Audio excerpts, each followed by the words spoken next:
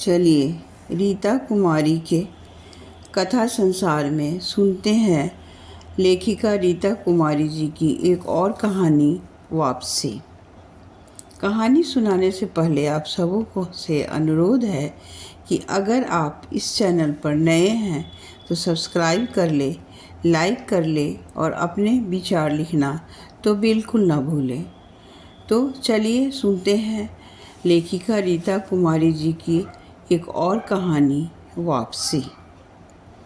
नींद खुलते ही कुंज हड़बड़ा कर उठ बैठा। बाहर चारों तरफ शाम का अंधेरा फैलने लगा था। सामने ही टेबल पर रखे अलार्म घड़ी पर नजर गई।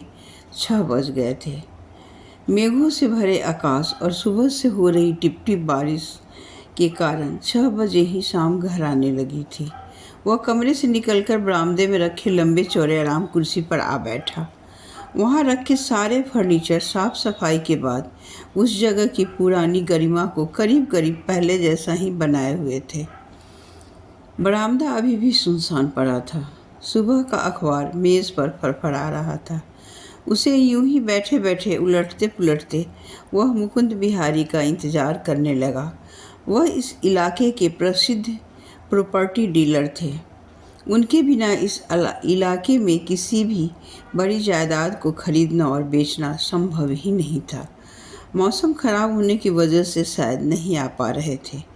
तभी कुंद को जगह जानकर रमिया एक कप चाय मेज़ पर रख दी। कुछ खाने को लाऊं बबुआ? नहीं, बस रहने दो काकी। रमिया उसके घर की बरसों पुरानी, उसके जन्म से पहले की महरी थी। अब तो काफ़ी बूढ़ी हो गई थी, फिर भी पुरानी खिदमतगार होने के कारण और मालिक के इकलौते निशानी को इतने दिनों बाद आया जान फौरन आ गई थी। काम में मदद के लिए अपनी छोटी बहू को भी साथ ले आई थी। कल से ही दोनों मिलकर घर की साफ सफाई के साथ साथ कुंज के लिए खाने पीने का भी इंतजाम कर रही थी। तभी तेज़ गर्जन के साथ पानी की छोटी छोटी बूंदों ने तेज़ वर्षा का रूप ले लिया। तेज हवा के साथ होती बारिश के कारण बिजली भी चली गई। घुप अंधकार के बीच रह रह कर बिजली का चमकना और बहती हुई ठंडी हवाओं का स्पर्श उसे बहुत भला लग रहा था। थोड़ी ही देर में उसका मन चंचल पाखी बन सुदूर अतीत की यादों में गोते लगाने लगा, जो बरसों से दिल के किसी कोने में दफन था। यह गांव उसकी जन्मभूमि ही नहीं, सच्चे अर्थों में वह बोधि वृक्ष था जिसकी छाँव में उसे संबोधि प्राप्त हुआ था। जीवन के हर पहलू को जानने और समझने का ज्ञान प्राप्त हुआ था। आज भी उसे याद है जैसे कल ही की बात हो, जब कभी इस तरह की बारिश होती और तेज़ हवाएं चलती, उसके पाँव क्या घर में ठहरते थे? अम्मा के डांट का भी डर नहीं था। अम्मा की डांट से भी वह रुकता कहाँ था। हवा के संग आम के बगीचे में उड़ता फिरता था। पेड़ से गिरते आम के एक एक टिकोले के लिए भागता फिरता था और बच्चों के साथ मिलकर खूब शोर मचाता था। और उसके पीछे भागता फिरता था उसका खासम खास नौकर यमुना, जिसे अम्मा उसके पीछे पीछे दौड़ाती थी उसे पकड़ कर लाने के लिए। पर यमुना के बस में था कि वह उसे पकड़ लेता। जब कभी वह पकड़ में आ भी जाता तो अम्मा के प्रवचन शुरू हो जाते। हे भगवान, तुम्हें शर्म नहीं आती इस तरह गंदे बच्चों के साथ अमिया के लिए झपटा झपटी करते? बोल, तुझे कितना अमिया चाहिए? अभी यमुना को भेज कर मंगवा देती हूँ। कितना चाहिए बोल? पर अम्मा को कौन समझाए? एक एक अमिया चुनकर लाने में जो मज़ा है वह एक कटोरा भर अमिया पर यूं ही पाने पर तो नहीं है वो मज़ा। बचपन में कुंज को अपने लिए नरम भुट्टा छाँटना भी कितना पसंद था। कई भुट्टों में छेद कर टटोलता, तब कहीं जाकर उसे मन मुताबिक एक भुट्टा मिलता। ऐसा करते अगर यमुना की नज़र पड़ जाती फिर तो काफ़ी शोर मचता। अम्मा से शिकायतें लगाता, तब अम्मा का फरमान जारी होता, जा उसे पकड़ ला। वैसे संकट के समय में उसे बचाते खेत पे बैठे हुए दीनू काका झट से उसे मचान पर चढ़ाकर अपनी चादर में छुपा लेते और यमुना भन्नाता हुए उसे पूरे खेत में खोजते फुरता। कुंज चादर की ओर से उसकी परेशानी देख खुश होते रहता। कभी कभी अम्मा को जाने किस बेताल से पता चल जाता कि उसे छुपाने में दीनू काका का हाथ था। फिर तो उसके साथ साथ दीनू काका के लिए भी दसियों कसीदे पढ़ देती। अम्मा की जली कटी बातें सुनकर भी दीनू काका अक्सर अनसुना कर देते। क्या भौजी, आप भी इतनी सी जान के पीछे पड़ी रहती हो?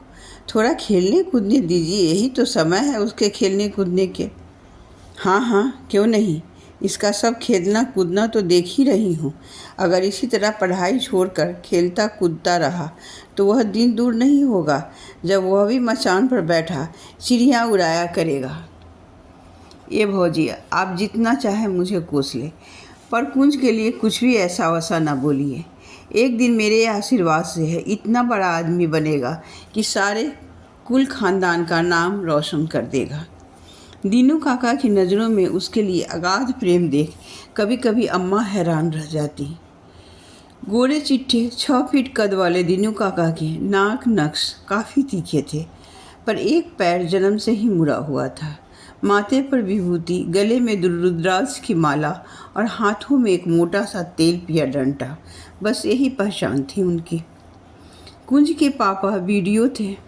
अपनी भागदौड़ की नौकरी से परेशान अपने पुरखों से मिली सारी ज़मीन जायदाद की जिम्मेदारी दीनू काका को सौंप अब बहुत अपने काम में मगन रहते।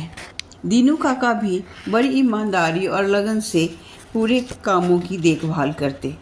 दीनू काका के कारण उनका कहीं आना जाना भी कम होता था। कुंज के परिवार को वरदान की तरह मिले दीनू काका उस परिवार के सदस्य की तरह हो गए थे और पूरी गृहस्थी का देखभाल करते थे। जब कभी उन्हें अपने कामों से फुर्सत मिलती, दर्जी के हाथों से सिले अपने बनियान की जेब से सुरती निकालकर मलते रहते या फिर खो जाते अपने गानों में। बरमाशा, चैती, बरसाती, बिरहा जैसे मौसम वैसा मूड उनका होता और वैसा गाना वो गाते। उनकी याद आते ही कुंज को लगा जैसे अभी कहीं से बरखा के बूंदों को चीरती हुई दीनू काका की आवाज़ गूंजेगी। कभी कभी कितना दर्द होता था उनके गाने में। अपनी आत्मा और अपना दिल को ही निकाल कर जैसे अपने गानों में रख देते थे। जब कभी अपने बिरहा पर लंबा आलाप लेते तो लगता जैसे बादलों को चीर कर उनके मन की पुकार परदेसी पिया के पास पहुंच जाएगी। उतनी सी उम्र में जब कुंज को गानों की समझ भी नहीं थी, उसके बावजूद दीनू काका के गाने उसके मन को झंकृत कर देते।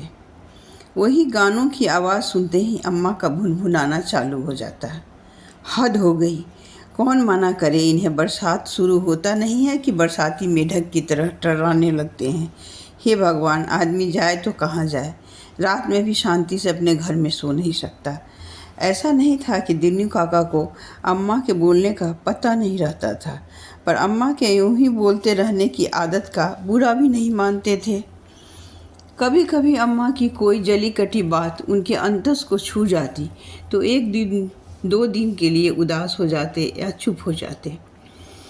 कुंज से दूरी बनाए रखते, पर कुंज से ज़्यादा दिनों तक दूर रहना उनके बस में नहीं था। तभी कुंज की आवाज़ सुनकर उसकी तंद्रा भंग हो गई। तेज़ हवाओं के बीच भी उसे पहचानने में दिक्कत नहीं हुई। अम्मा की खास सहेली बिमला काकी की आवाज़ थी। काकी, वहीं रुको, मैं आता हूँ। तू चिंता मत कर, मेरे पास टार्च है। रमिया को लैंप जलाने के लिए आवाज़ लगा। कुंज मुड़ा, तब तक बिमला काकी दलान की सीढ़ियाँ चढ़ उसके पास आ गई थी। कुंज ने जब बढ़कर उनके पाँव छुए तो गदगद होती हुई काकी ने उसे गले से लगा लिया। उनके प्यार भरे स्पर्श और आँखों से छलकते आए आंसू ने जैसे अम्मा की कमी पूरी कर दी। जब से आया था अम्मा की याद उसे बुरी तरह सता रही थी। बिमला काकी ने बैठते ही टार्च बुझा दिया। कुंज को आज यह अंधेरा बहुत भला लग रहा था। काकी जो सवाल उसने पूछने आई थी उसका जवाब रोशनी में देना उसके लिए शायद सरल नहीं था। कुछ इधर उधर की बातों के बाद बिमला काकी उसे बात पर आ गई। बबुआ, सुनने में आया है कि यह हवेली और ज़मीन बेचने आए हो। हाँ काकी, जब यहाँ रहना ही नहीं है तो इन सब जायदादों की देखभाल मुझसे ही नहीं हो पाएगी तो रखने से क्या फ़ायदा, शहर में ही घर खरीद लूँगा।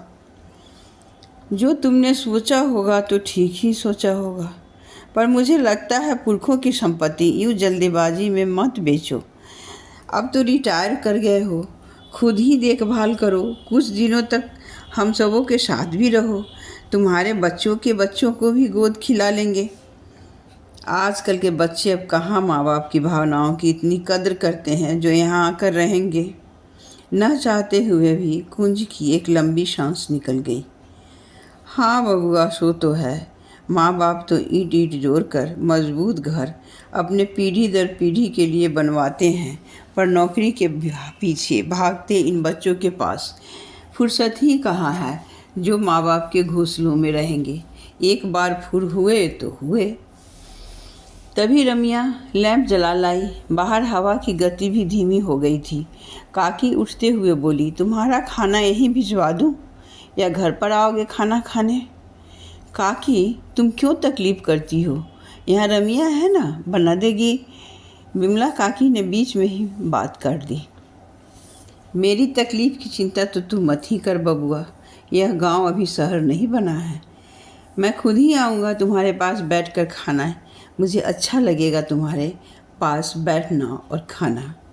जब बिमला काकी के घर पहुँचा तो थोड़ी देर के लिए घबरा गया। वहाँ दसियों जोड़ी ऐसी अनजान और उत्सुक निगाहों का सामना करना पड़ा जिसे वह चाह कर भी पहचान नहीं पा रहा था। समय की लंबी दूरी ने पहचान ही सीमित कर दी थी। तभी काकी का बड़ा लड़का और उसका बाल मित्र उदय बाहर आकर उसका हाथ थाम बड़ी आत्मीयता से अंदर ले गया।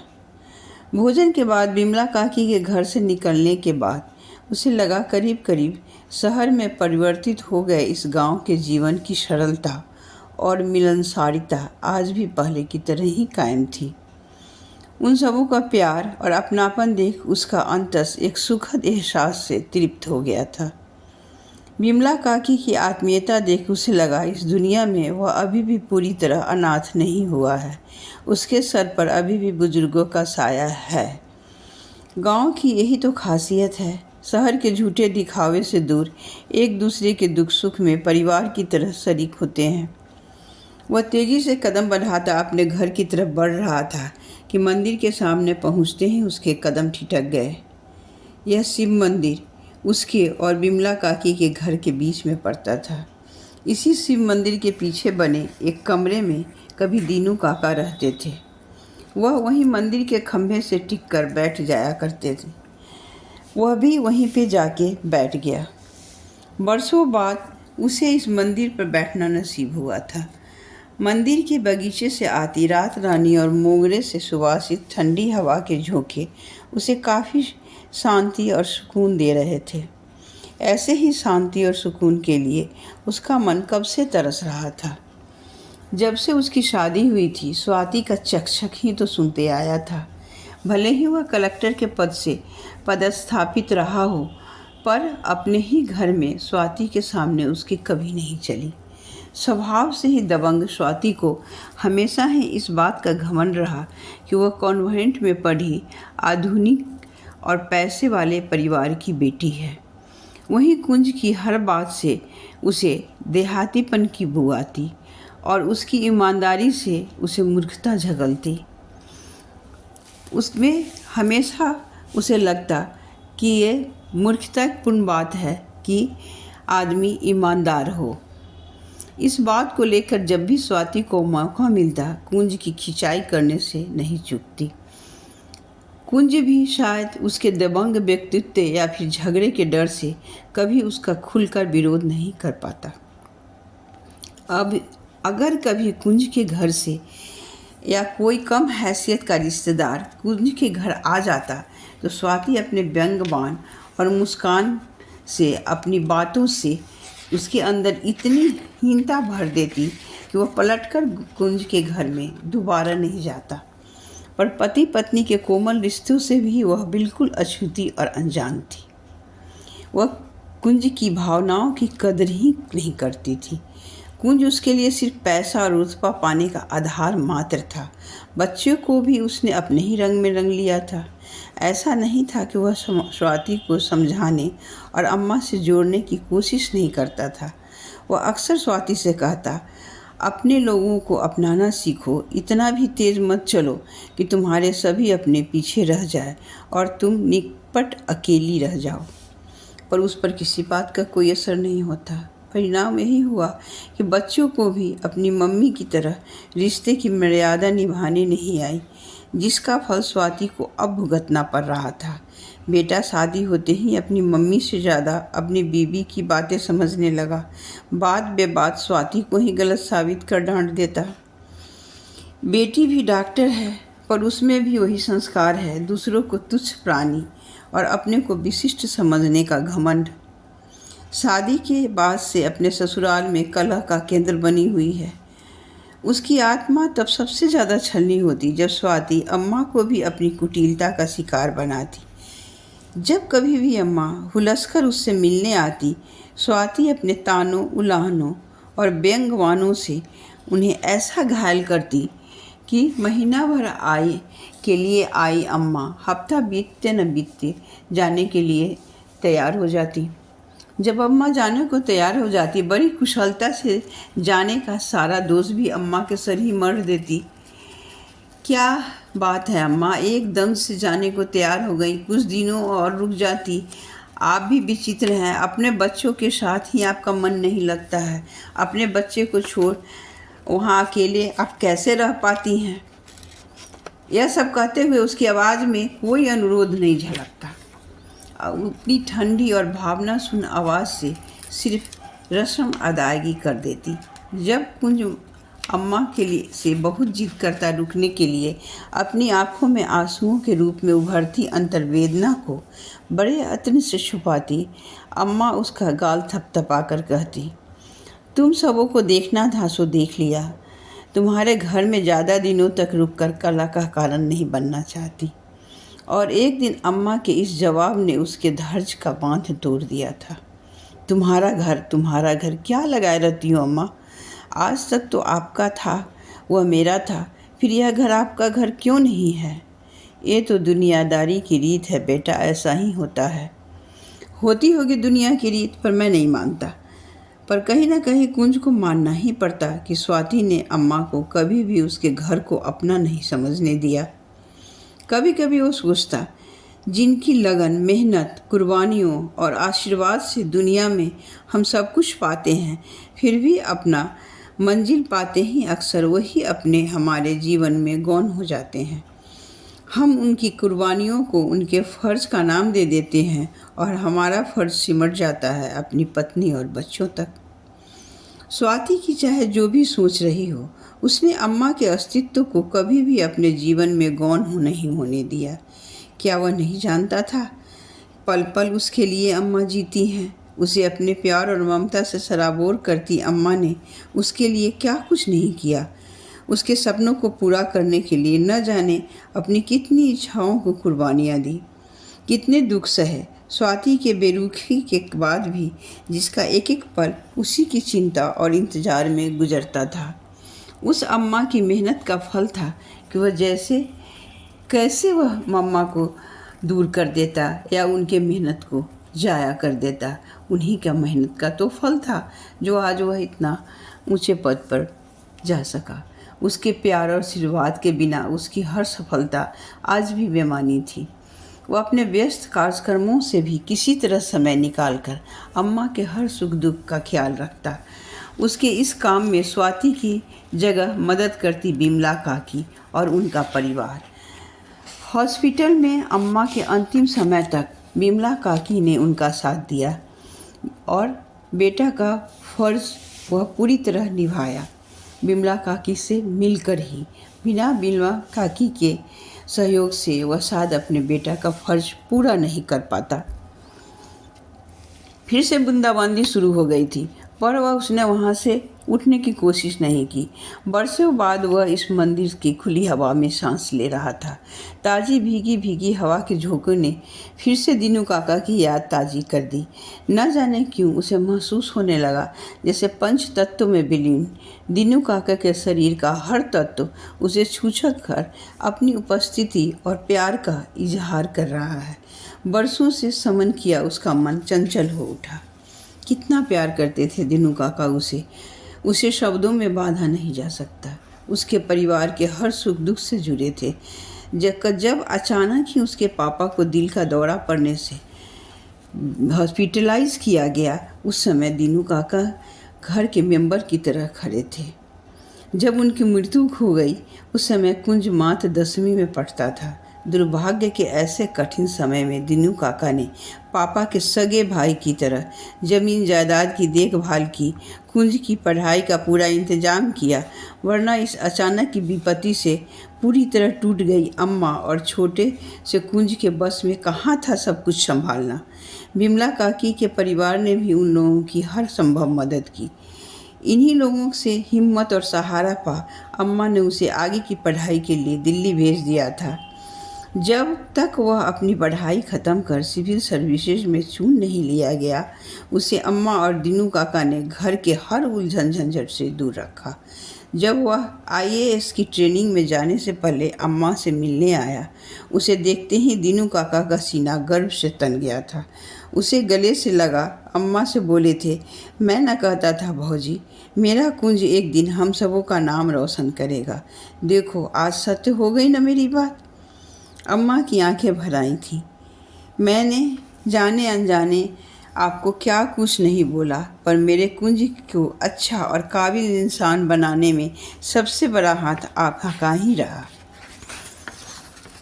चलो भौजी, देर से ही सही, आपने मेरी बात तो मानी।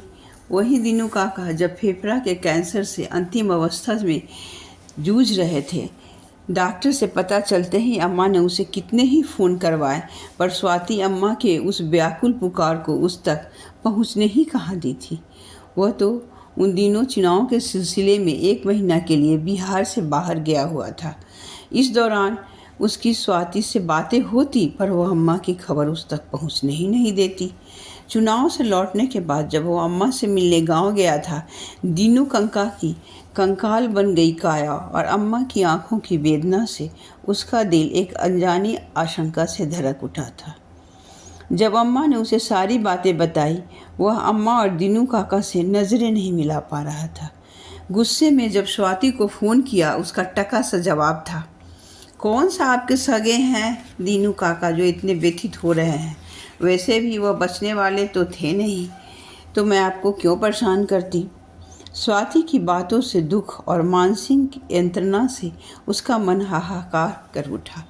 जिसकी मृत्यु के लिए वह सोच भी नहीं सकता था, उसे वह मान चुकी थी। एक अकथनीय दर्द के एहसास को समेटे वह दीनू काका के पास आ बैठा था। जबरन मुस्कुराने की चेष्टा करते हुए बोला, आप चिंता मत करना काका, अब मैं आ गया हूँ, आपको कुछ नहीं होने दूँगा। मैं कल ही आपको प्लेन से मुंबई ले जाऊँगा। उसकी बातें सुनकर और उसकी विकलता देख दीनू काका अपनी भावनाओं पर नियंत्रण नहीं रख सके थे और कुंज को गले से लगा फूट फूट कर रो पड़े थे। उसके कंधे को अपनी आंसुओं से भिगोते रहे थे। जब आंसुओं का सैलाब थमा, कुंज से बोले, तू आ गया मेरे लिए इतना ही बहुत है। अपनी अम्मा का ख्याल रखना, तुम्हारे बिना अकेली हो जाती है। फिर तो देर रात तक वह दीनू काका और अम्मा से बातें करते रहा, पर सुबह 4 बजे दीनू काका अचानक सबको छोड़कर चले गए, जैसे कुंज को देखने के लिए ही उनके प्राण अटके थे। तभी से उसके अंतस में एक विद्रोह दबा था, जिसका विस्फोट अभी तक नहीं हुआ था। आज मंदिर में फुर्सत से बैठा वह अपनी ज़िंदगी का लेखा जोखा कर रहा था। पिछली सारी बात उसके मन को झकझोर रहे थे। वे सारे अपने जो कभी उसकी सफलता में सीढ़ियाँ बन जुटे रहे थे, उसके हर सुख दुख में साथ दिया, उसे भरपूर प्यार और सम्मान दिया, उनके लिए वह क्या कर पाया? न दीनू काका के लिए कुछ कर पाया, न काकी के लिए कुछ कर पाया। भले ही कभी किसी ने अपने किए का कोई प्रतिदान उससे नहीं मांगा, पर उसका दिल उनके उससे सहयोग और सहारे की आस तो करता ही होगा। स्वाति और बच्चों के लिए वह क्या कुछ नहीं किया, पर जब भी उसे ज़रूरत पड़ी स्वाति के बिना ही उसने अपने सारे फ़र्ज पूरे किए।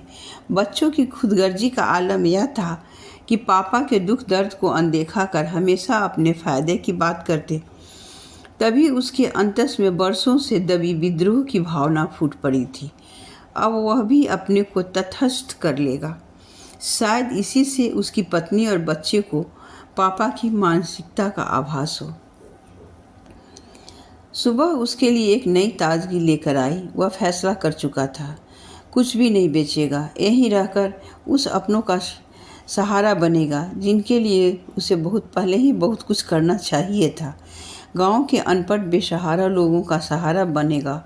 और सुबह ही स्वाति को फ़ोन कर अपना फैसला सुना दिया। स्वाति सुनते ही झल्लाई थी। तुम्हारा दिमाग खराब तो नहीं खराब हो गया? बीच में ही कुंज ने बात काट दी थी। नहीं, अब और नहीं, बहुत मनमानी हो गई तुम्हारी। रिश्तों के बोझ को मैं और नहीं ढो सकता। आज मुझे ऐसा महसूस हो रहा है तुम्हारे इशारों पर चलते चलते मेरी ज़िंदगी अपनी राहों से भटक गई थी। ज़िंदगी के इस मुकाम पर मेरी वापसी अब संभव नहीं है। फैसला तुम्हें करना है। अगर तुम्हें मेरी ज़रूरत है तो तुम्हें आकर मेरे पास रहना होगा। वैसे पैसों की चिंता मत करना, जहाँ रहोगी पैसे तुम्हें मिलते रहेंगे। और कुंज ने फ़ोन काट दिया। अवाक बैठी स्वाति सोच रही थी, क्या यह उसका कुंज बोल रहा था? अभी आप सुन रहे थे लेखिका रीता कुमारी जी की कहानी वापसी। धन्यवाद।